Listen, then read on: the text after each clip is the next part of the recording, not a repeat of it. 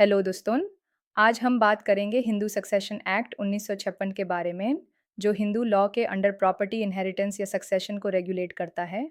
यह act mainly 4 important sections पे focus करता है। सेक्शन 6 को पार्सनरी प्रॉपर्टी की डेवोल्यूशन, सेक्शन 8 मेल हिंदूज की general rules of succession, section 15 female Hindus की general rules of succession, section 30 testamentary succession यानी विल के थ्रू प्रॉपर्टी का ट्रांसफर। चलिए स्टेप बाय स्टेप समझते हैं इन सब को। Section 6 devolution of interest in coparcenary property. सबसे पहले सेक्शन 6 को समझते हैं। पहले की बात करें तो कोपर्सिनरी प्रॉपर्टी का मतलब होता है एंसेस्ट्रल प्रॉपर्टी जो जॉइंट हिंदू फैमिली के साथ शेयर की जाती है। पहले क्या था? पहले जब एक माले कोपर्सिनर की डेथ होती थी तो उसका शेयर सर्वाइवरशिप के थ्रू यानी कि ऑटोमेटिक बाकी कोपर्सिनर्स को मिल जाता था। डॉटर्स को कोपर्सिनरी राइट्स नहीं थे, लेकिन 2005 अमेंडमेंट के बाद सब बदल गया।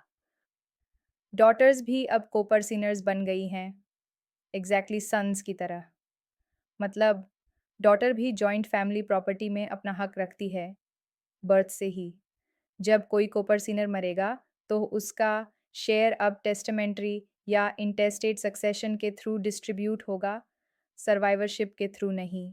ये अमेंडमेंट इक्वालिटी को प्रमोट करता है, जेंडर के हिसाब से कोई फर्क नहीं।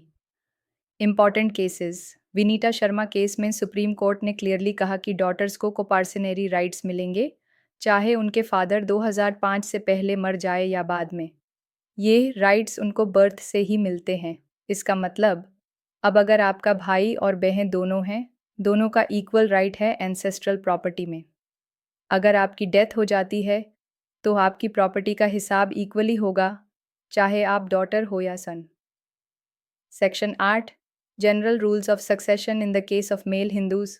अब बात करते हैं सेक्शन 8 की, जो बताता है कि अगर एक मेले हिंदू बिना विल के मर जाता है तो उसकी प्रॉपर्टी किस तरह डिस्ट्रीब्यूट होगी। सबसे पहले क्लास आई हेयर्स को देखा जाता है। ये इंक्लूड करते हैं बेतय और बेतियां। विडो बीवी, माँ अगर बेतय या बेतियन पहले मर चुके हैं तो उनके बच्चे भी ग्रैंड चिल्ड्रन। बीवी अगर पहले मर चुकी हो तो उसके बेटे या बेतियां भी।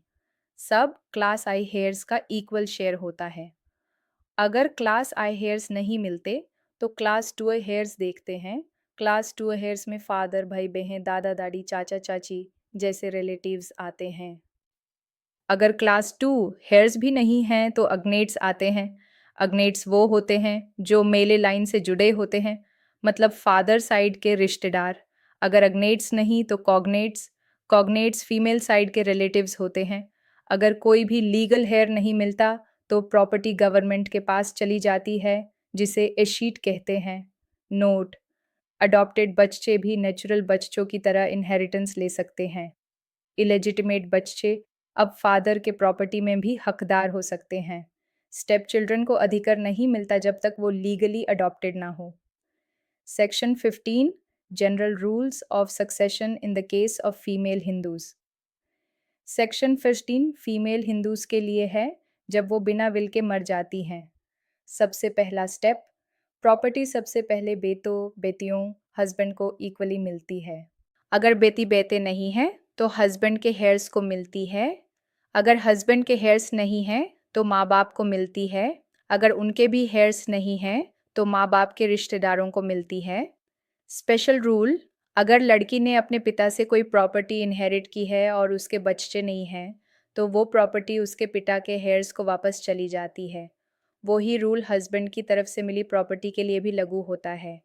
ये इंश्योर करता है कि प्रॉपर्टी असली परिवार में वापस चली जाए अगर कोई डायरेक्ट हेयर्स नहीं है। सेक्शन 30 टेस्टामेंटरी सक्सेशन, विल के थ्रू प्रॉपर्टी का ट्रांसफ़र।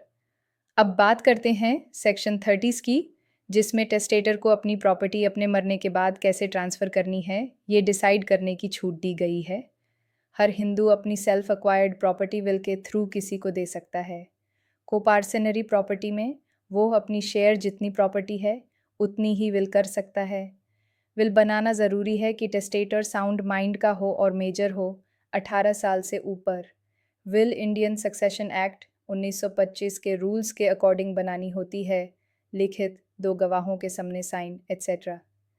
समरी और इम्पॉर्टेंट पॉइंट्स। 2005 अमेंडमेंट से डॉटर्स को कोपार्सनरी राइट्स मिल गए हैं, जो पहले सिर्फ सन्स के पास थे। मेले हिंदूज की प्रॉपर्टी सबसे पहले क्लास आई हेयर्स को इक्वली मिलती है। फीमेल हिंदूज की प्रॉपर्टी सबसे पहले अपने चिल्ड्रन और हस्बैंड को मिलती है, फिर हस्बैंड के हेयर्स को, फिर पेरेंट्स को। अगर कोई लीगल हेयर्स नहीं होते तो प्रॉपर्टी गवर्नमेंट को चली जाती है। टेस्टेटर अपनी प्रॉपर्टी का विल बना के अपने मरने के बाद ट्रांसफ़र कर सकता है, सब्जेक्ट टू कुछ कंडीशंस। कुछ इंपॉर्टेंट केस लॉज जो याद रखो। विनीता शर्मा, वीर Rakesh Sharma, daughters are co-parceners. Danamma R. Suman Surpur V. Amar, daughters born before amendment have co-parcenary rights. Prakash versus Fulavati, rights apply prospectively. Om Prakash V. Radhacharan, property inherited from husband goes to his heirs if no children. Bhagat Ram V. Teja Singh, equal rights to daughters in mother's property. Common FAQs. Q1, क्या daughter को भी कोपर्सनरी property में हिस्सा मिलता है? हाँ, 2005 के बाद बर्थ से ही डॉटर को भी कोपर्सनरी राइट्स मिलते हैं। Q2, अगर माले हिंदू बिना विल के मर जाए तो उसकी प्रॉपर्टी का क्या होता है? उसकी प्रॉपर्टी क्लास आई हेयर्स को इक्वली मिलती है। अगर क्लास आई हेयर्स नहीं हैं तो क्लास 2 एग्नेट्स कॉग्नेट्स के हिसाब से। Q3, फीमेल हिंदू की प्रॉपर्टी कैसे डिस्ट्रीब्यूट होती है? सबसे पहले उसके चिल्ड्रन और हस्बैंड को इक्वली, अगर नहीं है तो हस्बैंड के हेयर्स, फिर पेरेंट्स और उनके हेयर्स। Q4, क्या कोई हिंदू अपनी प्रॉपर्टी विल के थ्रू किसी को दे सकता है? हाँ, सेक्शन 10 के तहत अपनी सेल्फ एक्वायर्ड प्रॉपर्टी और कोपर्सनरी शेयर को विल से ट्रांसफ़र कर सकता है। कंक्लूजन। दोस्तों, हिंदू सक्सेशन एक्ट 1956 ने हिंदू लॉ में बहुत बड़े रिफॉर्म्स लाए हैं, खासकर जेंडर इक्वालिटी के मामले में। आज डॉटर्स भी कोपर्सनरी प्रॉपर्टी में अपना इक्वल हक पाती हैं। इस लॉ का नॉलेज हर किसी हिंदू को होना चाहिए ताकि अपनी प्रॉपर्टी के हक को समझ सकें और अपनी राइट्स को प्रोटेक्ट कर सकें। अगर आपको ये वीडियो पसंद आया हो तो लाइक और शेयर करें और ऐसे ही और लीगल टॉपिक्स के लिए चैनल को सब्सक्राइब करना ना भूलें। Thank you for watching.